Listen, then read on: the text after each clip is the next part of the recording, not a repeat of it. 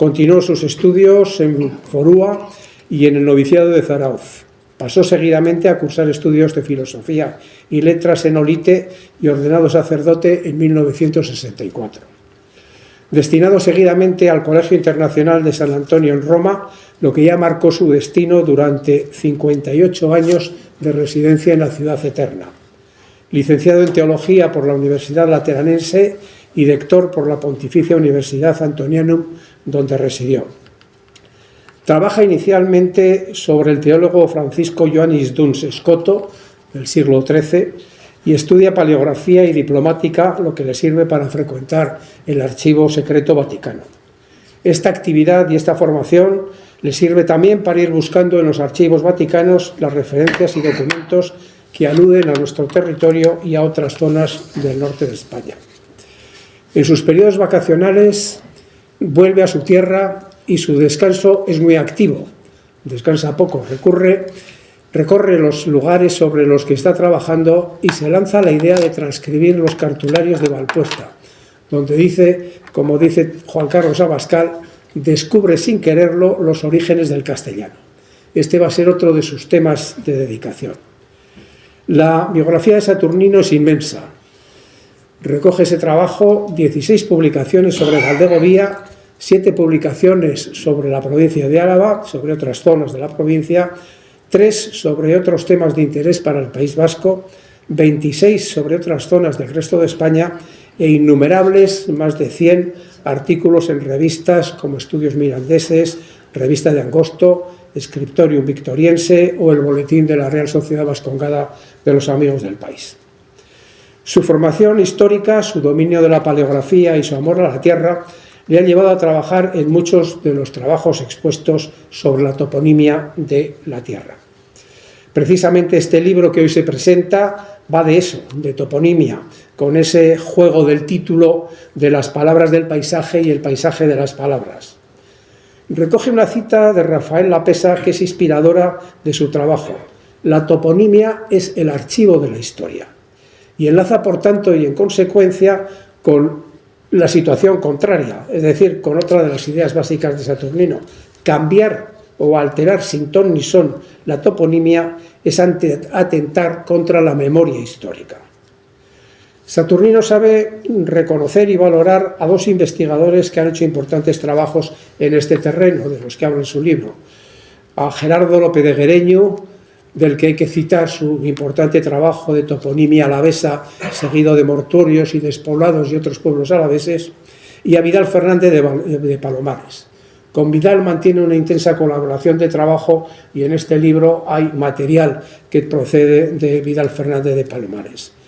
Los encuentros veraniegos, algunos en Angosto, en los que tuve en alguna ocasión la oportunidad y el honor de coincidir con ellos, pues hace que se intercambien esos conocimientos, las investigaciones que van realizando y los trabajos sobre los que van avanzando. Yo con Vidal Fernández de Palomares sí guardo como 2 referencias importantes.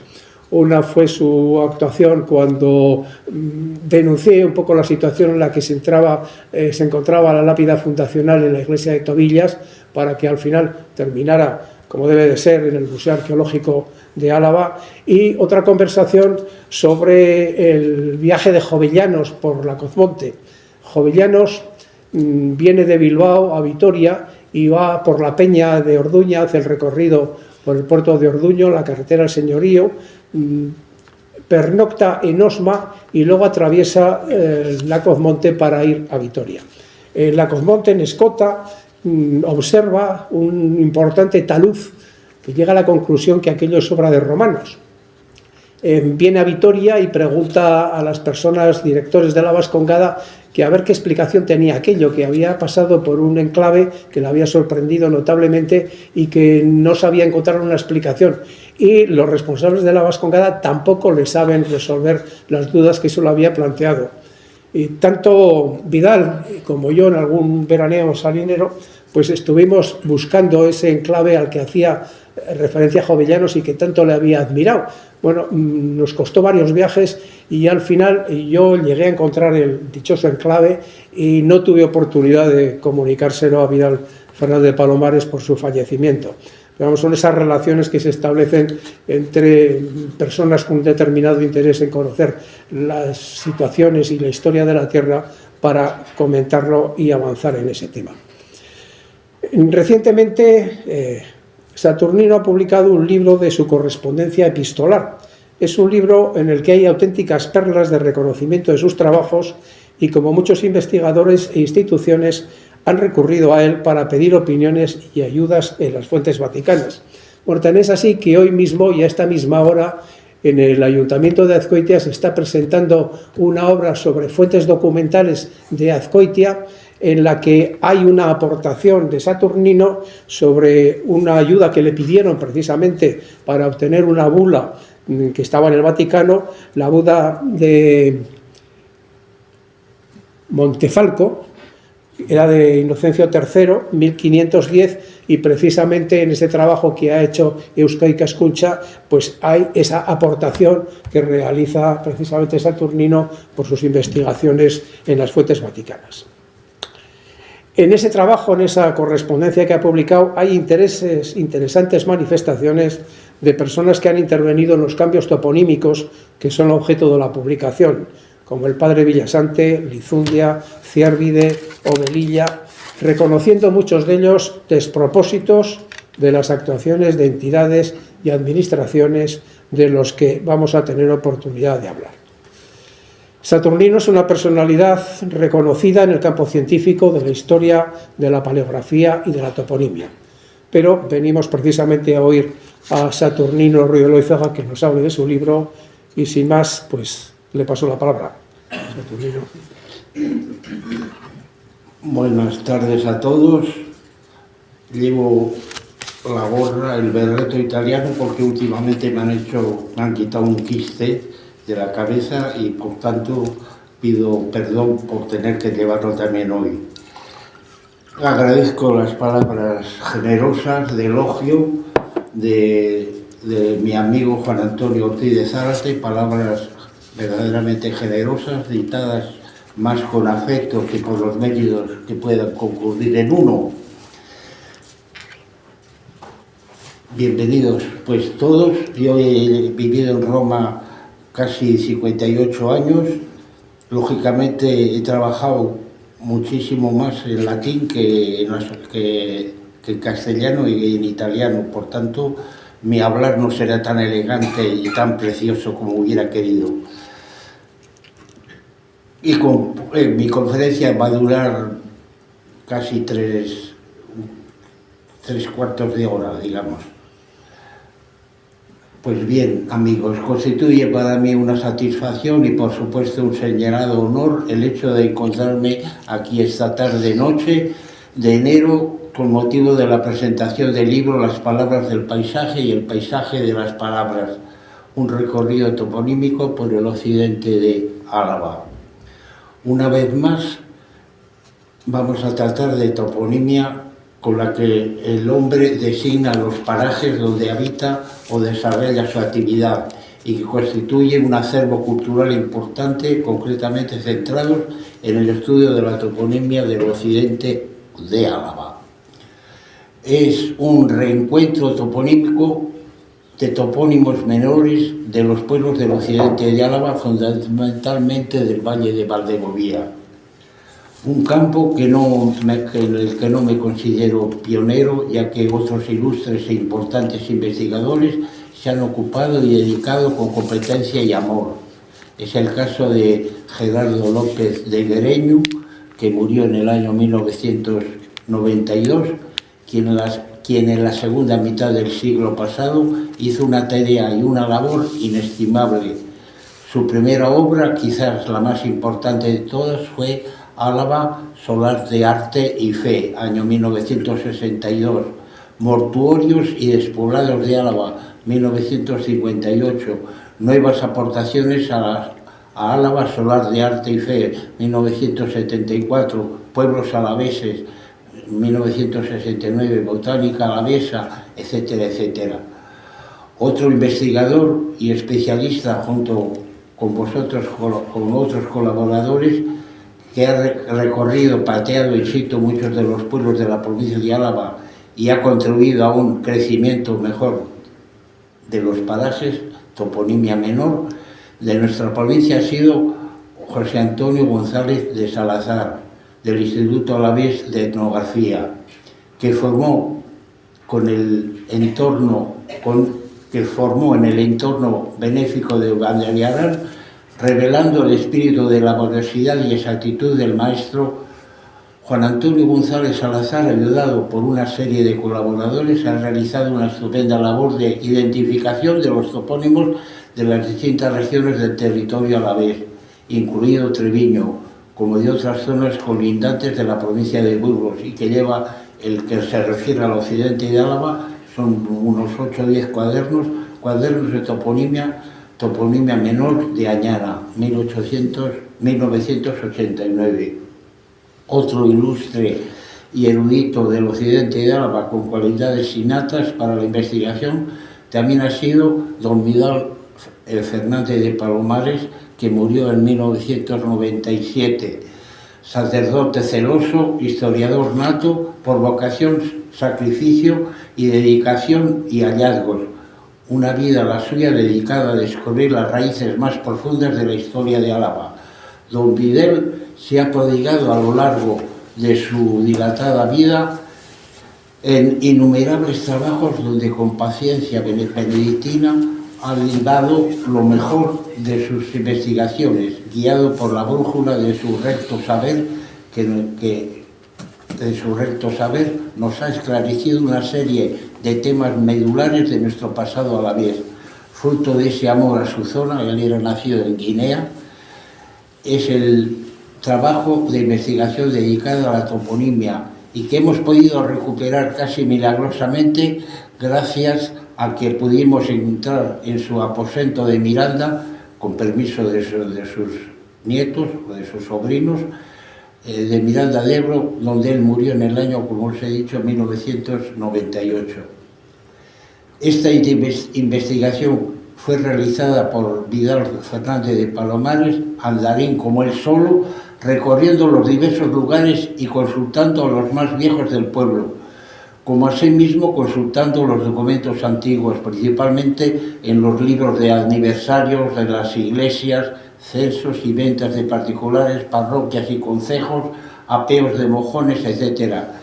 Eso parece indicar el título que en letra a menudo pone al inicio de la investigación de su trabajo: Topónimos del Ayuntamiento de Valdegovía por pueblos, tomados el 28 de septiembre. Datos estadísticos de fincas rústicas, excelentísima Diputación Foral de Álava, 1952. Se presenta pues una lectura del suelo, del territorio habitado por nuestros ancestros.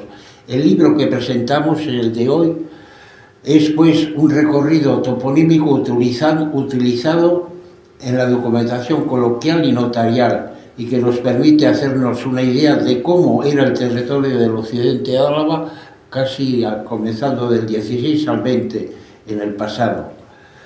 Presentamos en este nuevo libro un exhaustivo y rico muestrario de cómo vislumbraron, de cómo otearon, entrevieron nuestros antepasados su territorio, el territorio del occidente alavés. Tanto Lope de Guereño como Fernández de Palomares hicieron sus relativas investigaciones antes de la concentración parcelaria que tuvo lugar fundamentalmente en la década de los años 60, donde el minifundio era una realidad patente y que he tenido la oportunidad de conocer. Los terrenos eran todos piezas pequeñas, donde en el verano había muchos litigios porque se podían pasar los haces, los gavillos de una pieza a la otra, porque eran como una carretera, era fácil de robar y había muchos pleitos. Del minifundio, consistente en terrenos o piezas, como os digo, pequeñas, breves, cortas, se pasó al latifundio, es decir, a fincas rústicas, pero de mayor o de gran extensión. De manera que las investigaciones, tanto de Lope de Guereño como las realizadas por Fernández de Palomares, se hicieron cuando el minifundio era una cosa normal y corriente, no así la indagación o explotación toponímica dirigida, como os he dicho, por González de Salazar por los años 80 y 90, dándose ya, cuando esto ya se había realizado. El resultado es evidente: la llegada de la concentración parcelaria, gran parte del patrimonio existente ha desaparecido. Fuentes, fuentecillos, caminos, molinos, cercados, chozas, casetas, huertas, arroyos, acequias, y con su desaparición se ha consumado también la extinción de nombres de lugar que los identificaban. La concentración parcelaria ha dado lugar a una simplificación del paisaje. Las parcelas se extienden, los caminos tradicionales desaparecen y con ellos muchas referencias seculares del paisaje: mojones, linderos, ribazos, puentes. De manera que la concentración parcelaria ha sido una gran goma de borrar de topónimos, eliminando,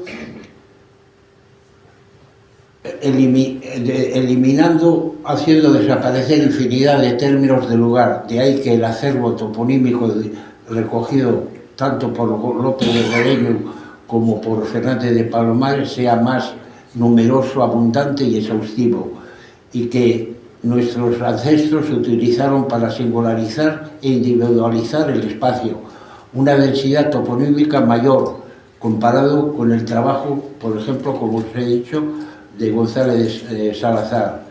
En definitiva, una riqueza, un tesoro que hay que tener en cuenta y que es de agradecer. En este libro que se ha presentado al inicio, hablo de Valdegovía, de su toponimia, de su paisaje y también de su habla. Valdegovía posee un pasado y una historia rica a todos los niveles, todavía no suficientemente estudiada ni valorada. Este valle, que tiene la mayor documentación medieval de Álava, nos puede dar una idea de su herencia documental extraordinaria, y paradójicamente es una de las zonas menos consideradas, siendo además una de las comarcas más extensas de la provincia. Actualmente Valdegovía tiene alrededor de 1000 habitantes, siendo el segundo municipio más extenso del País Vasco, según cifras del Instituto Nacional de Estadística, con una extensión de 244 kilómetros cuadrados. Valdegovía, con sus pueblos, aparece en la historia como fruto de ese lento y prolongado proceso histórico que se llama la repoblación. Este fenómeno está presentado en el valle por una playa de viejos monasterios. Los monjes, custodios de la cultura, no solo enseñaban religión, sino que ayudaban a cultivar las tierras yermas, reconstruían templos abandonados o bien echaban los cimientos de una nueva iglesia, asentándose la población en torno a un monasterio o a un templo. Así es como nacían los pueblos del valle. Los valdeguñeses son descendientes de aquellos lejanos antepasados, como dicen las crónicas, hombres nacidos libres y cristianos viejos de la primera época de la Reconquista. Las páginas de la historia de estos pueblos no están pues en blanco. Pocos valles de Álava y de la península pueden presumir de tener una carta de presentación como Valdegovía. Valdegovía tiene el privilegio de poseer la mejor documentación medieval de toda Álava y, por supuesto, de todo el País Vasco.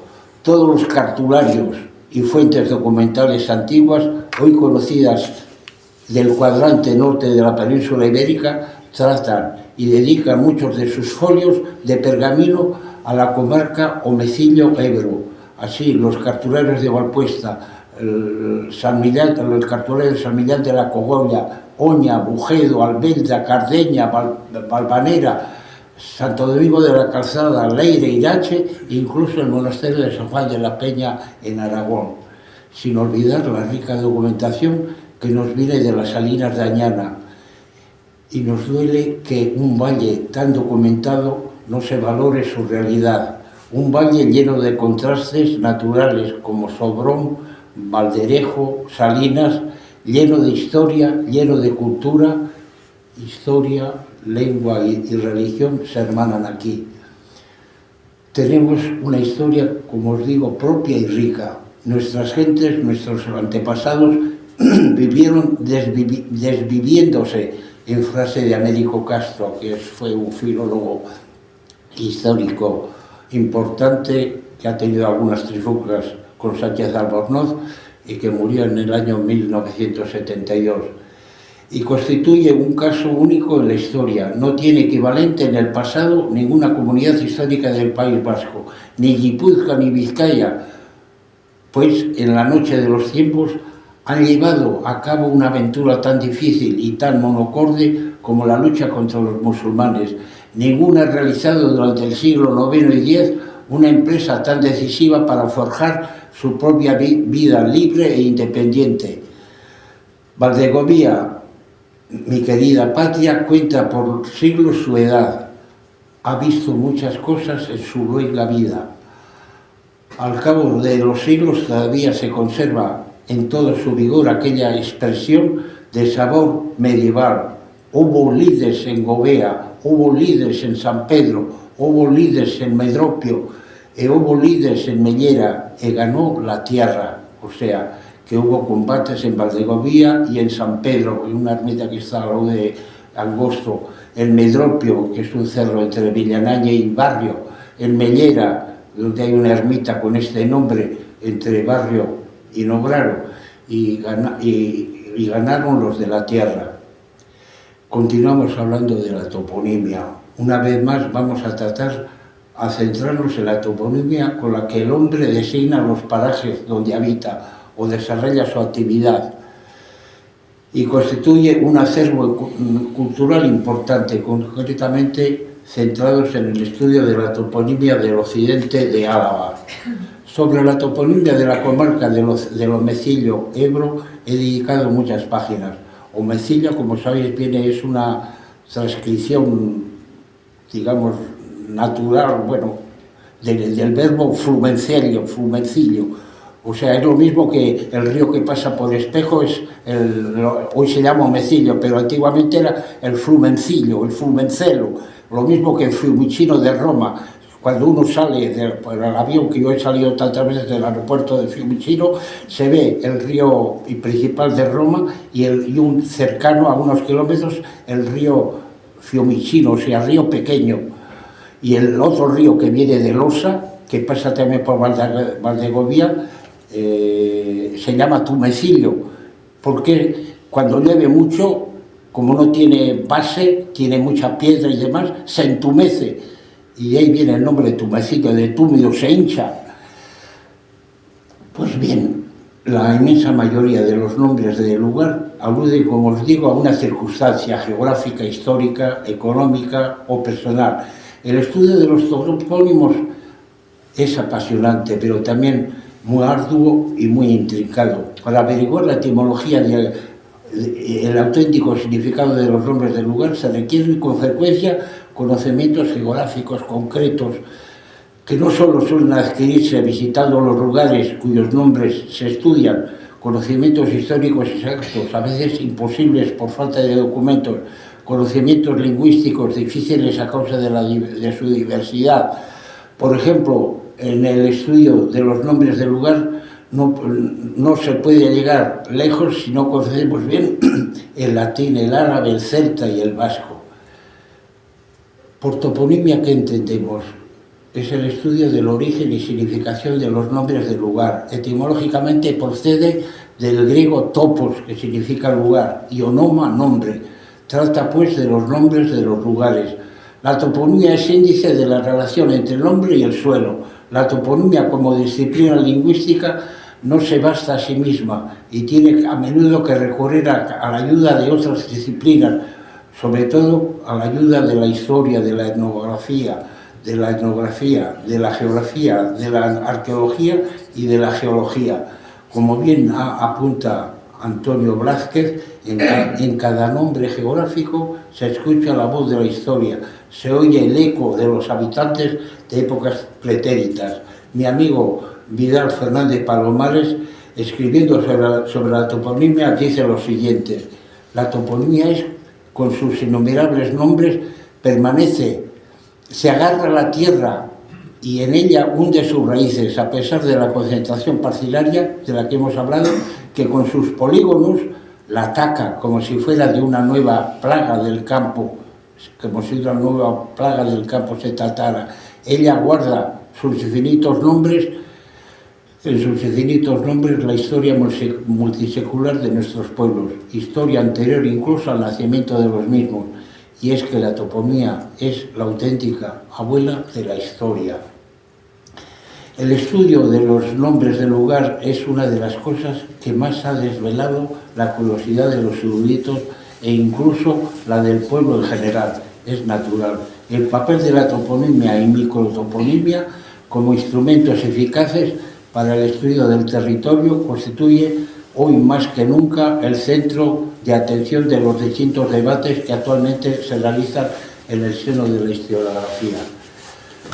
Es de todos conocidos el valor, como os digo, de la toponimia. Tiene para la investigación histórica conocer las verdaderas raíces geográficas de los nombres del lugar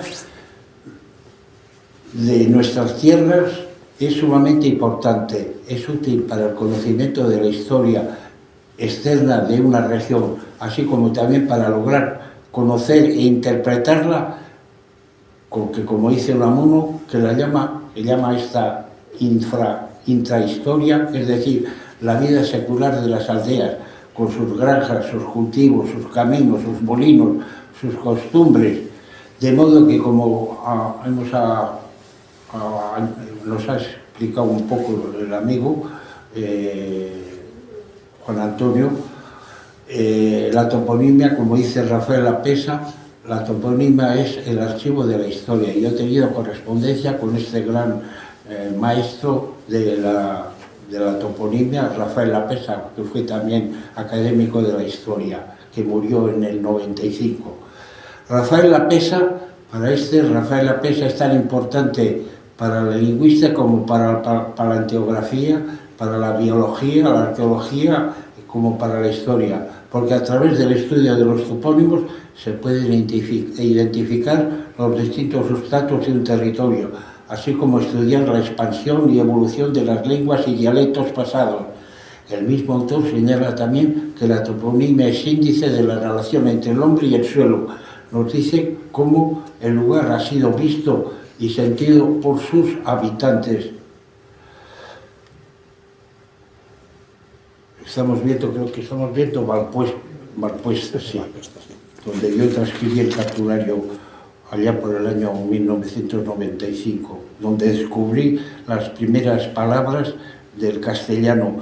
El castellano no solo nace en Valpuesta, nace también en Oña, nace también en San Millán, nace en muchos sitios, pero actualmente los filólogos actuales, los que más han estudiado la historia de Valpuesta, dicen que en Valpuesta se encuentran las primeras palabras del castellano actualmente, que da mejores garantías del romance castellano. La toponimia, como os digo, con todas las disciplinas, refleja las manifestaciones de la vida histórica del hombre y las huellas de su paso por los distintos lugares.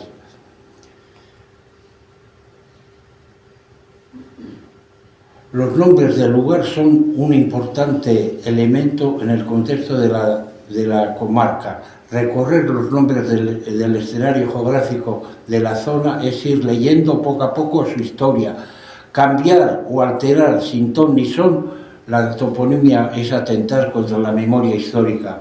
Asimismo, los nombres de los parajes, como de los lugares o espacios de vida, participan de la creación de sentidos de pertenencia. Y es que nuestros antepasados, nuestros ancestros, organizaron el espacio apropiándose de los recursos naturales provistos en el ecosistema. Para Henry Dorion, que este es un filólogo de Canadá, nos dice que la toponimia tiene una relación especial con la geografía, pero también con la historia, pues los topónimos son testimonio a través del tiempo de una forma determinada de relación entre el hombre y el lugar. El estudio de los topónimos es una tarea apasionante, no solo para los lingüistas, sino también para los historiadores, geógrafos, etnólogos e incluso para los especialistas de las ciencias de la naturaleza, especialmente botánicos, geólogos y zoólogos. Y lo que es y lo es porque los topónimos nos dan una visión de la tierra que habitamos, más precisa de lo que puede parecer en principio, y nos proporcionan asimismo numerosos indicios de cómo ha sido o de qué aspecto presentaba esta tierra en épocas pretéritas. El filólogo Álvarez Tejedor, es un filólogo burgalés todavía joven, defiende la toponimia como un tipo de patrimonio cultural digno de defensa. Este autor opina como el saber el origen del nombre de los lugares es conocer una parte de la historia de las personas y del propio lugar. Normalmente las personas que designaban la denominación de su emplazamiento obraban con criterios lógicos. Por ello, saber el significado de este tipo de palabras puede ser útil para comprender mejor el territorio. Y añade diciendo que la toponimia debe considerarse un tipo de patrimonio cultural inmaterial y por tanto hay que aproximarse a él con respeto y rigor científico. El libro, como os digo, tiene el título de Las palabras del paisaje y el paisaje de las palabras, un recorrido toponímico por el occidente de Álava. Como decía Aristóteles, la naturaleza es un espectáculo que se desarrolla frente al hombre. El paisaje no es otra cosa que la percepción visual que se tiene de un territorio a partir de los elementos físicos, ecológicos, biológicos, históricos, etcétera, que lo conforman. No puede haber nada más precioso, más interesante, me atrevería a decir, más apasionante que estos nombres reflejan quizás la primera impresión a los ojos y al alma de los hombres que habitaron esta tierra donde hemos vivido y a la que amamos. El paisaje tiene su propio lenguaje y los topónimos de un territorio, de un determinado espacio, contienen a menudo claves para la interpretación del territorio. Así, el pueblo de Acevedo quiere decir que en ese pueblo había una zona de acebos. El territorio del pueblo de Fresneda, lógicamente que allá era frecuente ver los fresnos. El pueblo de Pinedo, lógicamente que estaba una zona llena de pinos, de tobillas, que quiere decir que la zona era una toba, una piedra de caliza, etcétera. Podría continuar así con todos los otros pueblos. El mecanismo como fijación de nombres del lugar explica su relevancia como indicadores del paisaje. A través de la toponimia se hace visible que rasgos del territorio eran o son considerados significativos para la población local. La toponimia ofrece pues un valioso conjunto de indicios para el estudio del paisaje, pues a través de los topónimos menores o microtopónimos que se refieren a la botánica, a los cultivos, a los accidentes geográficos, a los asentamientos y a otras variantes descriptivas, como vamos a ver a continuación. Es necesario recordar que los topónimos nos hablan de la historia pasada, de la geografía humana, de la presencia que nos han dejado los celtas, vascos, germanos, árabes, los repobladores. Estudiar las palabras, rastrear los términos de una parte de Álava, es estudiar el pensamiento de nuestros mayores.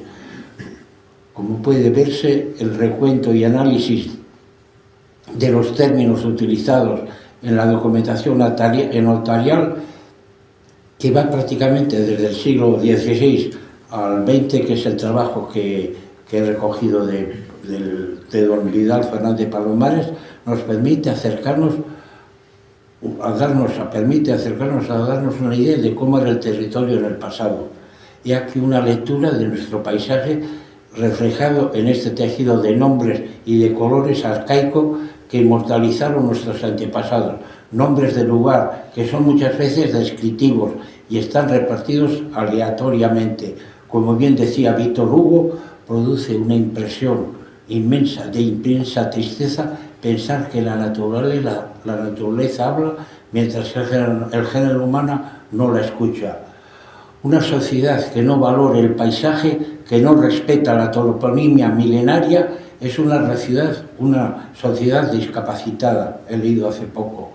El religioso jesuita, paleontólogo y filósofo francés jesuita Teilhard de Chardin, en 1956 murió, ha afirmado que la Tierra posee una fisonomía, un rostro, una cara.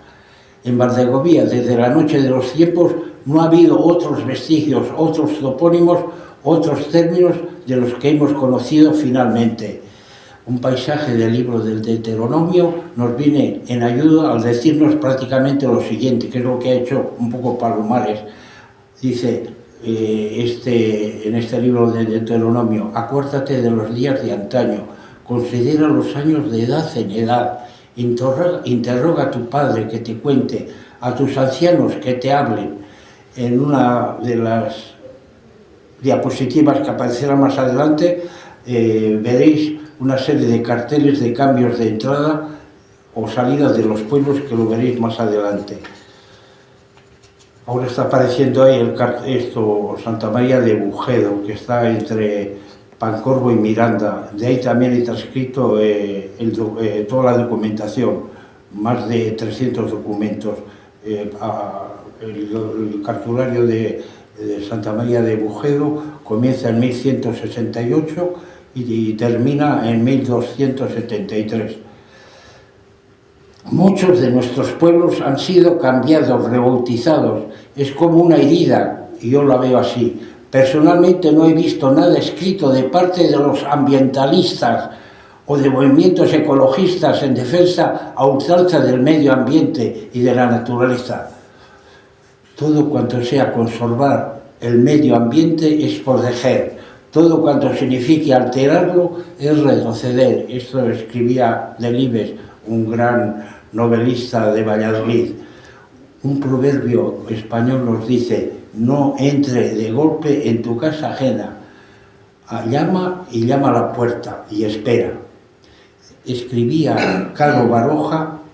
Caro Baroja he tenido relación con él allá por los años 80-90, y hemos hablado también de la toponimia de Valdegovía, y he estado con él varias veces, incluso en algunas conferencias, asistiendo a ciertas conferencias codo a codo. Carlos Baroja, allá por los años 40, como también nos dice, como también los reyes en la Edad Media y en las guerras que asolaban el país, y que para que las villas pudieran vivir en paz y poder celebrar mercados y no depender de los señores feudales, sino directamente del rey, fundaron villas de nuevo cuño, con cartas pueblos en territorios despoblados o con pequeña y dispersa población, dando nombres nuevos a la moda, a las nuevas fundaciones. Y observa inteligentemente el señor Carlos Baroja cómo normalmente los nombres de los nuevos pueblos tienden a desaparecer frente al antiguo. Así llamaban los reyes a Marquina, Villaviciosa de Marquina, hoy solo Marquina. A Zumaya venía llamado Villagrana de Zumaya, hoy solo Zumaya. El nombre de Azpeitia ha sido relegado al olvido porque se llamaba Salvatierra de Iragüi. Esto, fundada por el rey Alfonso XI en 1310. Villarreal de Álava, esta también fue fundada por el rey Alfonso XI. Anteriormente, como sabéis, se llamaba Legutiano, que es un nombre romano, y ha vuelto a llamarse de nuevo Legutiano, si bien lo han cambiado también este nombre, lo han puesto Legutio. Y continúo sobre el cambio de los nombres. No obstante, lo hasta aquí enunciado del valor de la toponimia como herencia cultural en buena parte del occidente de Álava y en la provincia de Álava, vemos cómo la imposición política de la Academia Vasca de Euskaltzaindia trata de cancelar esta herencia cultural con una goma de borrar, con la intención de reescribirla, repasando el rostro del territorio, rompiendo de este modo la estrecha relación entre el paisaje, memoria histórica e identidad espacial. En 1979 la Real Academia de la Lengua Vasca publicó el nomenclátor de los municipios del País Vasco, cuyo propósito era ofrecer las denominaciones normalizadas en lengua vasca. En el fondo se trataba de proporcionar denominaciones en euskera, incluso para municipios que no tenían nombre seguro en lengua vasca, incluso recorriendo a nombres euskéricos equivalentes, como he señalado más arriba. Veremos más adelante los nombres que se han cambiado, muchos de los nombres. En el año 1986, la Secretaría General de la Política Lingüística del País Vasco dio a la luz la relación de las poblaciones de la comunidad autónoma del País Vasco con el nombre oficial de todas las entidades de población. Posteriormente, en el año 2006, la Real Academia de la Lengua Vasca dio a luz el nomenclátor de los municipios de Álava con el título Arabako Herri Izendegia, y en consecuencia adquirió valor de norma. Joseba Baitua, filólogo vasco, miembro de la Sociedad Vasca de Onomástica y que da clases en la Universidad de Deusto y de Vitoria, ha dicho en una ocasión cómo algunos nombres de nuestros pueblos están cogidos por los pelos. Hay pueblos cuyo nombre cambiado al euskera es un bodrio descomunal, como advertir, por ejemplo, Quejana, que lo ponen hoy Quesaa, o Salinas de Añana viene convertido en Quesalza, Oquendo viene convertido en Ocondo, Larrazubi viene, en vez de Puente Larra, Zubillaga, que está también en mi zona, en zona Romance, han dividido el pueblo, y un pueblo, la parte de un pueblo se llama, tenía que ser todo comunión, últimamente la llaman Zubillaga porque se dice que por allá pasaba un puente romano, y eso es una mentira. Entonces, pues atenta contra el patrimonio intangible de la onomástica y la toponimia. Así resulta que viene luego gente de Filipinas o de América Latina, de Ecuador, etcétera, que se apellida Oquendo, o Quejana, o Comunión, o cualquier pueblo de Álava, para estudiar la cuna de esos antepasados, para estudiar un poco su genealogía o estudiar también su heráldica, y se encuentra que han cambiado el nombre del pueblo.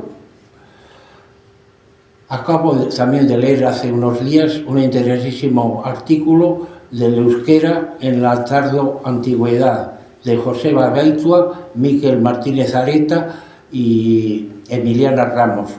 Todos ellos ilustres profesores de Deusto y de la Universidad del País Vasco, autores que afirman que las actuales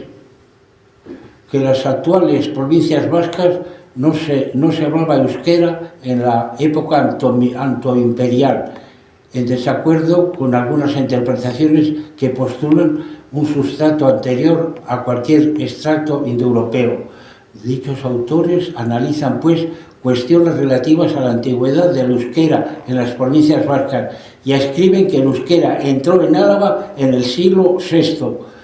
Y no puedo terciar en esta cuestión tan debatida y enigmática todavía del origen del euskera, porque es un campo que no he investigado, y resulta que en este artículo se basan en buena parte, sobre todo en la toponimia,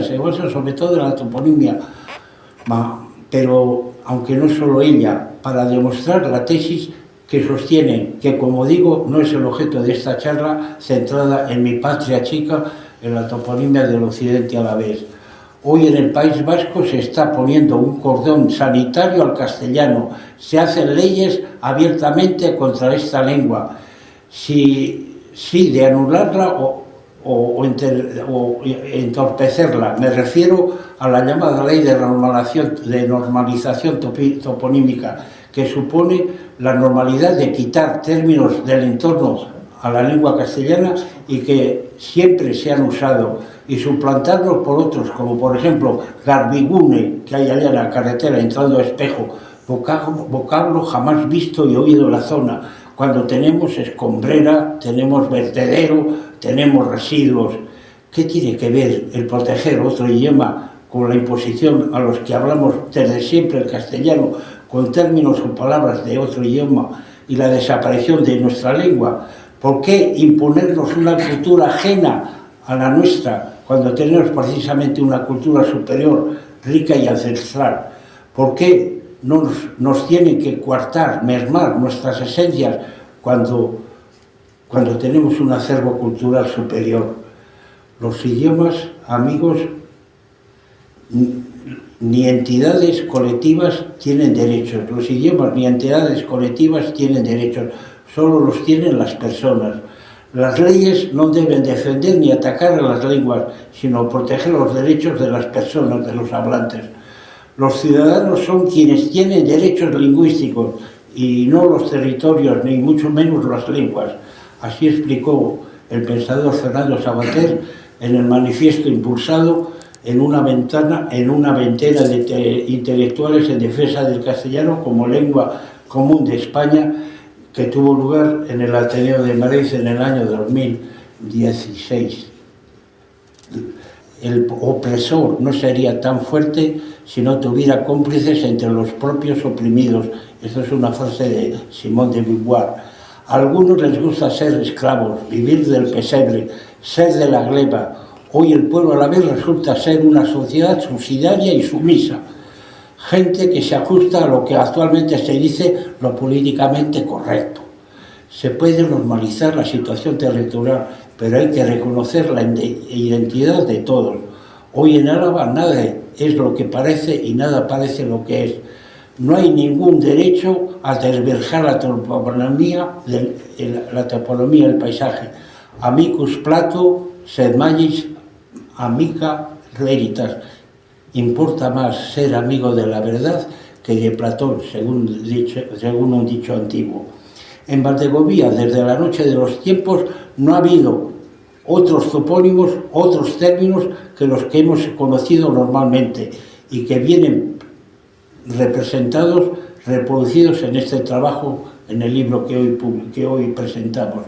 Sin olvidar que los importantes y ricos cartularios de la zona, que además de describirnos los parajes de la zona, nos ofrecen las primeras palabras, los primeros giros, expresiones, balbuceos, que comenzaron a hablar nuestros antepasados hace ya más de 10 siglos. Nuestros topónimos escritos en pergamino y en papel son ecos, vestigios, huellas del paso del tiempo que nos legaron nuestros ancestros. ¿Y qué dice la Biblia respecto a la toponimia? Después os diré, esto ya estoy terminando, ¿qué dice la Iglesia sobre la toponimia, sobre la lengua?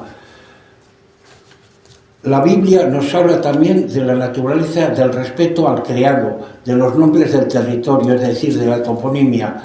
Narra el Génesis: tomó pues Yahvé, Dios, al hombre y le puso en el jardín del Edén para que lo labrase y cuidase. Génesis. Es un texto del Antiguo Testamento. Podría decirse que trata de una de las primeras manifestaciones del topónimo escrito de un lugar, cuyo nombre ha perdurado durante milenios. Esta pincelada descriptiva del libro sacro es en el que figura dicha designación geográfica de Edén. Es un bello fragmento para la reflexión y base también del contenido de estas líneas que os estoy hablando. El Señor Dios plantó un huerto en Edén. En él puso al hombre que había formado e hizo brotar del suelo toda clase de árboles hermosos de ver y buenos para comer. El Señor Dios tomó al hombre, le puso en el huerto del Edén para que lo cultivara y lo cuidara. El relato de la creación es central para reflexionar sobre la relación entre el ser humano y las palabras y las demás criaturas. Somos solidarios con la tierra, sus guardianes, su hermano mayor. El ser humano está llamado a mimar el jardín plantado por Dios. Y es también la Biblia la que nos ofrece una visión general que proviene de la tradición judeocristiana, la tremenda responsabilidad del ser humano respecto a la creación, el lazo íntimo que existe entre todas las criaturas y el hecho de que el ambiente es un ambiente colectivo, un patrimonio de toda la humanidad y responsabilidad de todos. En la Biblia, Dios, el Dios que libera y que salva es el mismo que creó el universo, en el que se conjugan el cariño y el vigor. ¿Y qué dice la Iglesia sobre la toponimia, sobre la lengua? También hablaremos un poco. Es de notar y de advertir cómo los papas, en sus documentos pontificios, en los que conceden beneficios, privilegios y prebendas a los pueblos de la comarca que estudiamos, se vislumbra la vida religiosa de nuestros pueblos, y en sus concesiones y gracias se dirigen a ellos, a nuestros pueblos, con sumo respeto y admiración, al decirnos esta expresión: vulgariter appelantur, vulgariter nuncupatur, es decir, pueblos comúnmente, públicamente llamados, ordinariamente denominados. Estoy seguro que no existe un pueblo del occidente y de Álava que no aparezca nombrado en alguna de las bulas papales de la Alta Edad Media, pues todos, en alguna ocasión o manera, se han dirigido al Papa para obtener sus concretas demandas. En el libro ese que hoy presentamos, al final he publicado algunas bulas donde aparecen gran parte de nuestros pueblos. La Iglesia, pues, se ha ocupado en más de una ocasión del territorio, del ecosistema, del paisaje. Así Juan Pablo II, hoy santo, exhortaba a la humanidad a mantener unas relaciones más respetuosas con la naturaleza, y denunciando las graves profanaciones que a menudo y con inadmirable ligereza comete el hombre contra el medio ambiente. El pontífice realizó este llamamiento durante el rezo del Ángelus en la localidad lorenzana de Cadores, junto a las bellas montañas de los Dolomitas, donde pasaba unos días de vacaciones. Esto fue en el año 1996.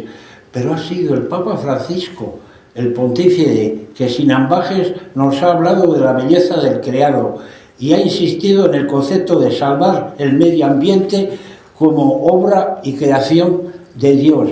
Dicho Papa, en su encíclica Laudato Si, o sea, alabado seas, hace notar la sabiduría que contienen los textos bíblicos, que nos muestran que el mundo nos fue encomendado, nos llaman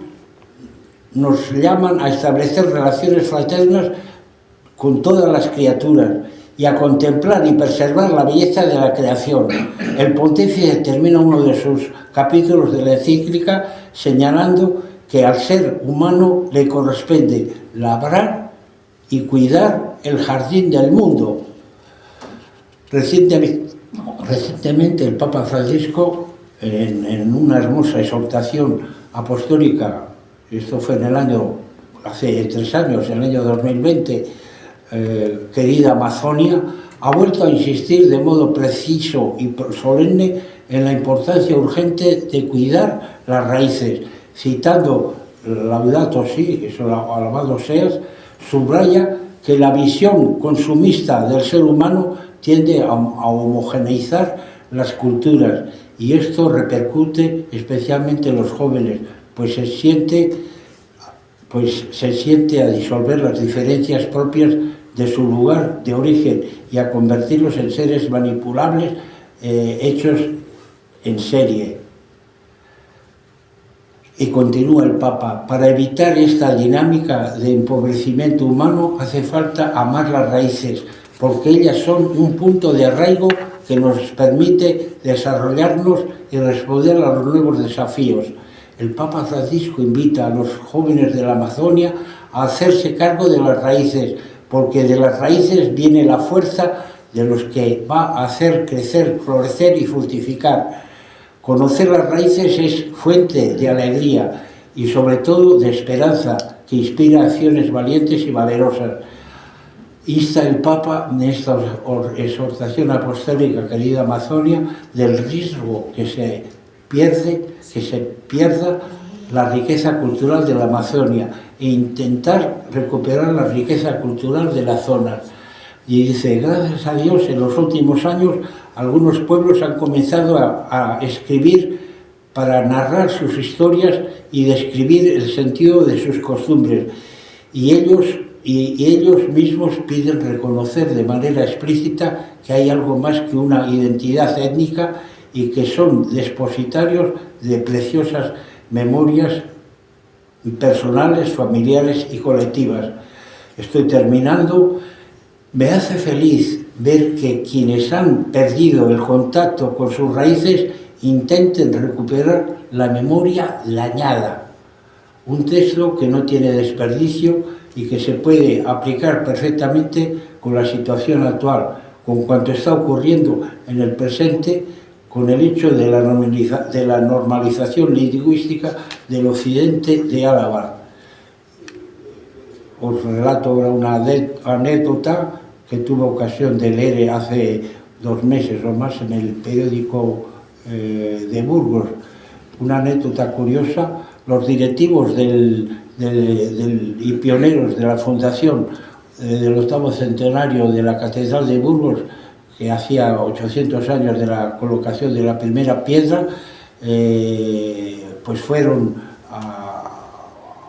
tuvieron una entrevista con una audiencia con el Papa el 25 de septiembre de 2022. Entre los objetos que le ofrecieron al Papa Francisco, uno de ellos fue un ejemplar de la edición crítica y facsímil del cartulario del Becerro Gótico de Valpuesta, donde se encuentran, como os decía, las primeras palabras del castellano, un siglo antes que San Millán. El diario de Burgos apuntaba cómo el Papa Francisco se interesó sumamente por saber los orígenes de nuestra lengua castellana. Otro exponente claro de cuanto venimos diciendo, y ya termino, son asimismo las palabras que el Papa Francisco, en el Día Internacional de la Lengua Materna, en el Día Internacional de la Lengua Materna, que resuenan estas palabras que pronunció el Papa Francisco en su homilía en la celebración de la Santa Misa y bautismo de algunos niños en la fiesta del bautismo del Señor, celebrado en la Capilla Sixtina el domingo 7 de enero del 2018. El Papa, dirigiéndose a los padres de familia, se presentaban a sus hijos para recibir el sacramento de bautismo. Les recomendaba que la transmisión de la fe se puede hacer solo en la lengua, en el idioma, en el dialecto de la familia, en el habla del papá y mamá, del abuelo y de la abuela. Y si falta el idioma, esa lengua del amor, de la transmisión de la fe, no es tan fácil, no se podrá hacer. Un pueblo sin su lengua es un pueblo sin alma. La lengua en que nací es mi única riqueza. Estas son palabras aún frescas de un escritor mexicano, Emilio Pacheco, un gran escritor mexicano de la literatura de México, que tuvo premio Cervantes en el año 2009. Superfluo incidir una vez más que el romance castellano tiene las más importantes, que el romance castellano tiene la más importante principal cuna en el monasterio, como os he dicho, de Valpuesta. El castellano debía ser protegido, mimado por las instituciones. Y no quiero abundar di più, como he visto toda la vida en América, y yo me paro aquí. Os doy gracias por vuestra presencia, por vuestro interés, pues por vuestra paciencia, y al principio me he olvidado de presentar al amigo que tengo aquí al lado, que ha sido una gran persona, Juan Antonio Zárate, que es presidente de las Juntas Alavesas de Álava. Ha sido diputado foral de Hacienda, Finanzas y Presupuestos. Es miembro de la Real Sociedad Vascongada de Amigos del País. Es también miembro de la Asociación del Camino de Santiago en Álava. Es escritor, tiene muchas obras, y por eso le doy gracias por la presentación que me ha hecho.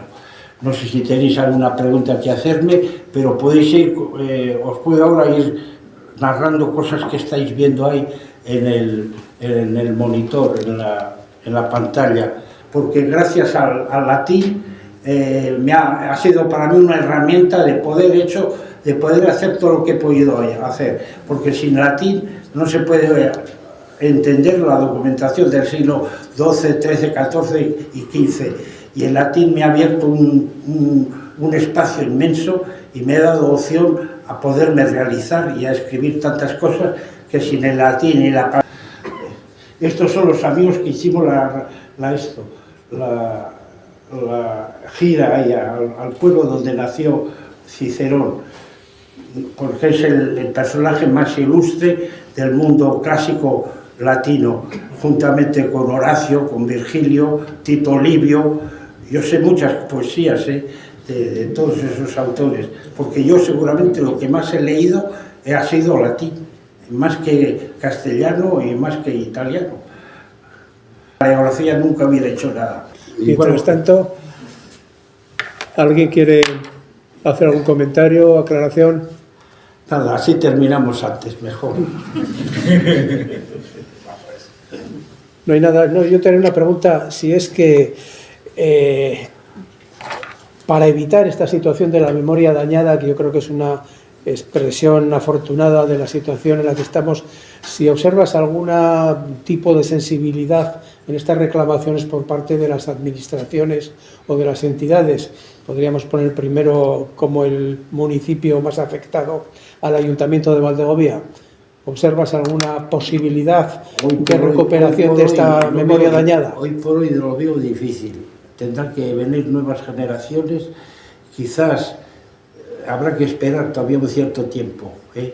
Me metería con todo el problema que hubo de Añoveros, que es una situación parecida que la que tenemos hoy, cuando tenía Añoveros, cuando fue obispo de Bilbao, que lanzó una carta pastoral hablando de que Franco impedía en la cultura vasca, armó un lío impresionante, y Tarancón ya intervino, Franco lo quería destituir. Estuvieron a punto de desterrar a Añoveros. Ya tenía el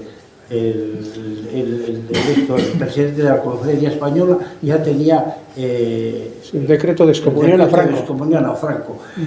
Pues ahora está ocurriendo lo mismo al revés, y nadie levanta la voz. Nadie, ni los ambientalistas, ni nadie. ¿Algún otro comentario? Un proceso que habrá que esperar tiempo. Yo quería comentar la polémica esta famosa que hubo hace un tiempo sobre el cambio de nombre de Sierra de Toloño, querían colocar como Sierra de Cantabria. Yo desciendo de gente de Rioja y siempre se ha llamado Sierra de Cantabria. Entonces, me parece un absurdo que los políticos o los responsables hagan oídos sordos a toda una historia y pretendan por decreto imponer el nombre que incluso los montañeros siempre han diferenciado Toloño de Cantabria. Es un ejemplo de toponimia que parece ser que a la gente le entra por una oreja, le sale por otra y hace lo que le sale de las narices. Toloño o Cantabria, he encontrado un documento, casualmente hablando de La Rioja, en el Vaticano, donde habla una zona de La Rioja que llama Cantabria.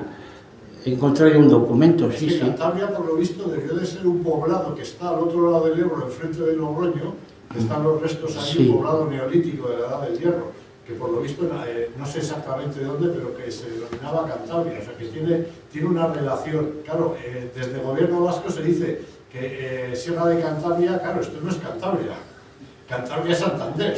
Todo viene ahí del tiempo de... Por eso digo, que hay una historia detrás, pero parece ser que a la gente eso se lo trae al pairo, vamos. Hay del tiempo de Leovigildo. Espero llegar un poco a entender, ahora que me voy a dedicar más, voy a estar más tiempo aquí en España, ya no voy a vivir ya en Italia, y tengo un amigo que creo que se ha muerto casualmente y es el que más conoce la historia del siglo V al VIII, y habla como Leovigildo fue uno de los que trató de que en ciertas zonas el euskera no entrara y demás, pero de eso ya hablaré cuando encuentre la documentación de este amigo mío.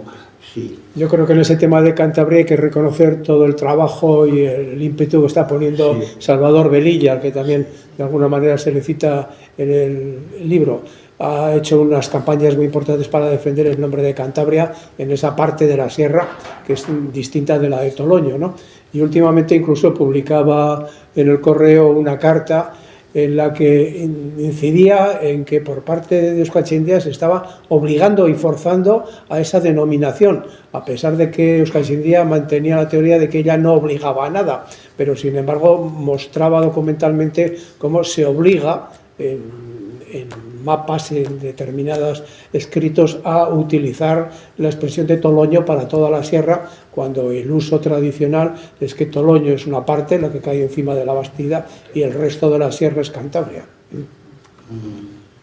Bueno, gracias. Y... Sí, por haber otra pregunta. En La Guardia nos lo pasamos muy bien cuando le quitaron lo de Viasteri. Algunos se dio cuenta que era Viñaspre. De eso, gracias a lo que hemos escrito varios, Viasteri, que es Viñaspre, no tiene que ver nada, porque eso, como aparecía en un mapa francés antiguo, aparecía Viasteri, que habían escrito mal en vez de Viñaspre, y estaba muy cerquita de La Guardia. Y entonces, por cambiar el nombre o darle otra tonalidad a La Guardia, pusieron el de Viasteri, y han visto que no tiene ninguna relación, que es Viñaspre, lo mismo que Gripán. Gripán es nombre de Cipriano. El polígono Cantabria está a la derecha, según la carretera desde Logroño a Pamplona, aproximadamente en el cruce a un par de kilómetros del final de la provincia de Álava. Muy bien, pues muchas gracias a todos por su asistencia. Y es de alabar vuestra presencia a esta hora y con el frío que hace. Cabría preguntarle...